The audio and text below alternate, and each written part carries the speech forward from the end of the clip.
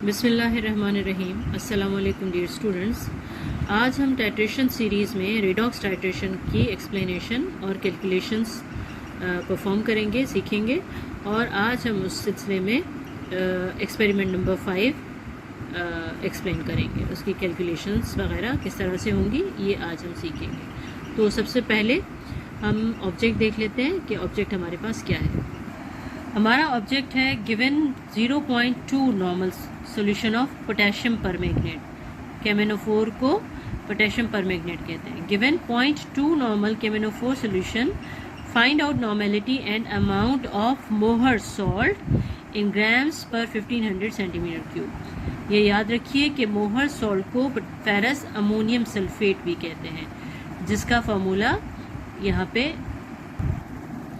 Already mention है। जब भी हम रिडॉक्स टाइट्रेशन करते हैं तो जितने भी हमारे पास ऑब्जेक्ट्स होंगे तो उसमें पोटेशियम परमैंगनेट लाजमी है।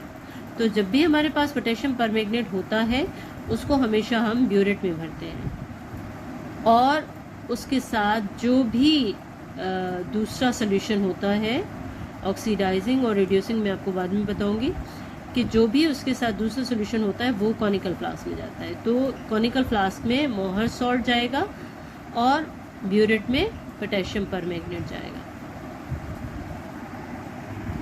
इसकी परफॉर्मेंस कुछ इस तरह से होती है कि सबसे पहले हम ब्यूरेट को पोटेशियम परमैंगनेट से भर लेते हैं और इसको 0 के निशान तक हम फिल कर लेते हैं, और उसके बाद कॉनिकल फ्लास्क में हमारे पास जो मोहर सॉल्ट है या फेरस अमोनियम सल्फेट है वो 10 ml पाइप इट आउट करके कॉनिकल फ्लास्क में डाल देते हैं। तो हमारे पास मोहर सॉल्ट का वॉल्यूम कितना होगा, 10 ml, और 10 ml कॉनिकल फ्लास्क में लेके हम ब्यूरेट से आहिस्ता आहिस्ता उसको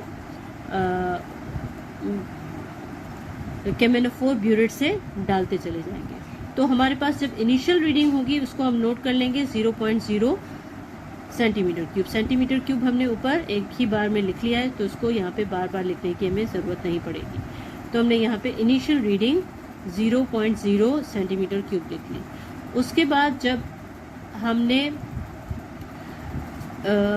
फेरस अमोनियम सल्फेट जो कि कॉनिकल फ्लास्क में है उसमें हमने KMnO4 डालना शुरू किया, तो हमारा जो कलर चेंज आया यानी पिंक कलर आया, लाइट पिंक कलर आ गया, वो 9.5 सेंटीमीटर क्यूब पे हमारा कलर आ गया। तो यहाँ पे हमने वहाँ पे रोक दिया और ये हमारी फाइनल रीडिंग होगी। इसका हम डिफरेंस देख लेते हैं। 9.5 डिफरेंस होता है final reading minus initial reading. तो फाइनल रीडिंग हमारी है 9.5 और माइनस इनिशियल रीडिंग है 0। तो 9.5 माइनस 0 इज इक्वल टू 9.5। ये हमारा डिफरेंस आ गया। अब यही प्रोसीजर हम दोबारा रिपीट करेंगे, तो दूसरी रीडिंग लेने में हमारी इनिशियल रीडिंग जो होगी वो 9.5 होगी, और फाइनल रीडिंग जबकि हमारे पास कलर चेंज आ गया वो लेट्स सपोज 19 सेंटीमीटर क्यूब पे आ गया। तो यहाँ पे भी हम दोबारा इसका डिफरेंस ले लेंगे 19 जो कि फाइनल रीडिंग है माइनस इनिशियल जो कि 9.5 है। तो 19 minus 9.5 is equal to 9.5 centimetre cube.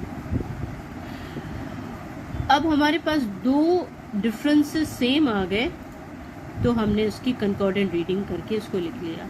अगर दूसरी का डिफरेंस सेम नहीं आया तो हम थर्ड रीडिंग लेंगे, फोर्थ रीडिंग लेंगे, जब तक कि हमारे पास डिफरेंस दो सेम आ गए उसको हम कंकॉर्डेंट रीडिंग कंसीडर कर लेंगे। अब आते हैं डेटा बनाने के लिए। अब इसका डेटा देख लेते हैं।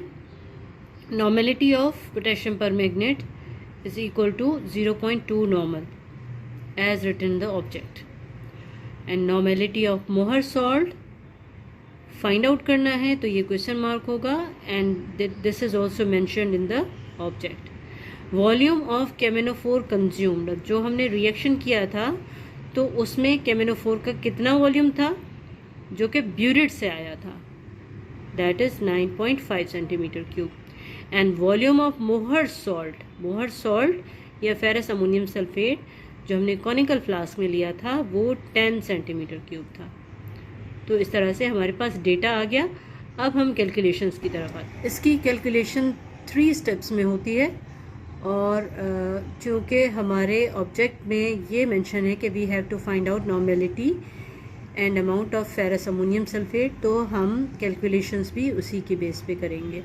तो normality of ferrous ammonium sulphate के लिए हमें ये फार्मूला लगाना पड़ेगा कि normality of ferrous ammonium sulphate multiply volume of ferrous ammonium sulphate is equal to normality of KMnO4 multiply volume of KMnO4, ये potassium permanganate.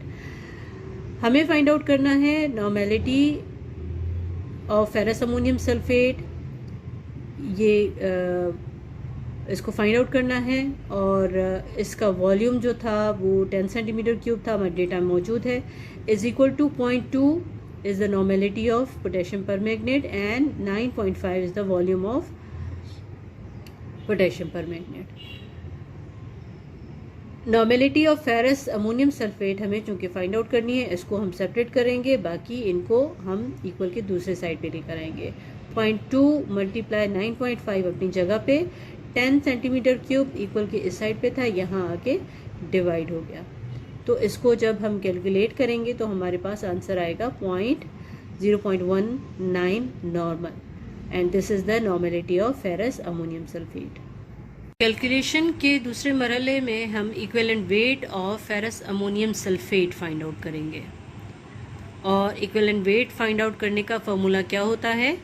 Molecular mass of ferrous ammonium sulphate divided by number of electrons gained और lost. इस formula के through हम equivalent weight of ferrous ammonium sulphate find out करेंगे। According to ionic equation for Mohr salt, अगर Mohr salt की आयनिक equation देखें तो iron जो है Fe जिसको कहते हैं Fe+2 से Fe+3 में जा रहा है, तो यहाँ पे ऑक्सीडेशन नंबर इंक्रीज हो रहा है। So we can say that iron is oxidised due to loss of electron. इसने इलेक्ट्रॉन लूज किया, इसलिए इसके ऊपर 1+ चार्ज बढ़ गया, तो ये +2 से +3 की स्टेट में आया।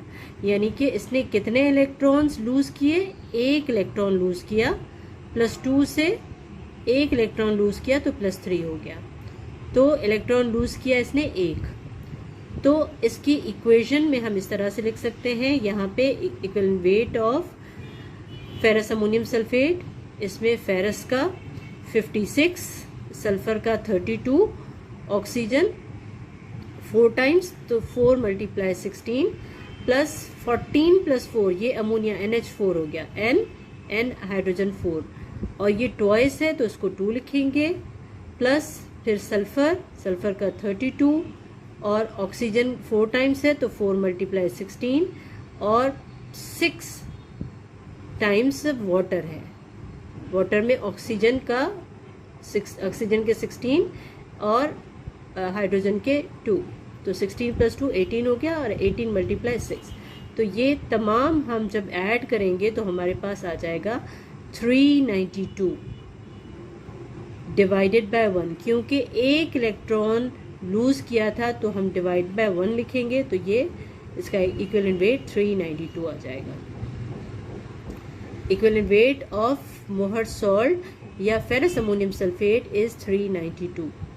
अब कैलकुलेशन के अगले मरहले में हम फाइंड आउट करते हैं अमाउंट, और अमाउंट किसका फाइंड आउट करना है? फेरस अमोनियम सल्फेट का, और उसका फॉर्मूला है amount is equal to normality ferrous ammonium sulphate की, इक्विवेलेंट वेट वो भी फेरस अमोनियम सल्फेट का, और वॉल्यूम यानी कि ये अमाउंट कितने वॉल्यूम में डिसॉल्व किया गया है, तो ये वॉल्यूम हमें ऑब्जेक्ट से मिलेगा।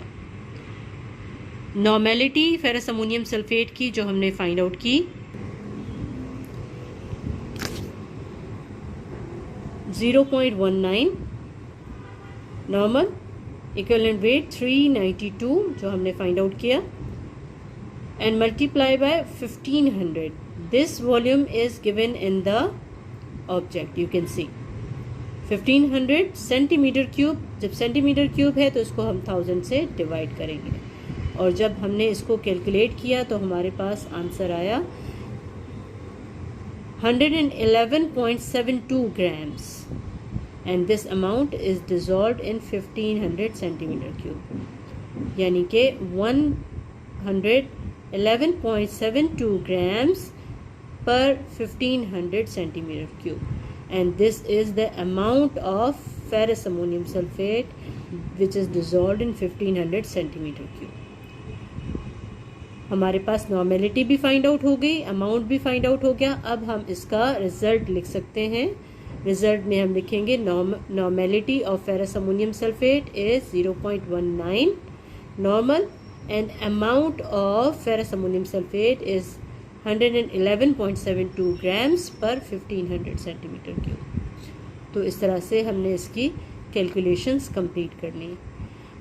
आपका जो कंकॉर्डेंट रीडिंग चेंज आएगा उसके अकॉर्डिंगली आप इसको कैलकुलेट कर सकते हैं. Still you have any question you can write in the comment box. Thank you so much. अल्लाह हाफिज़.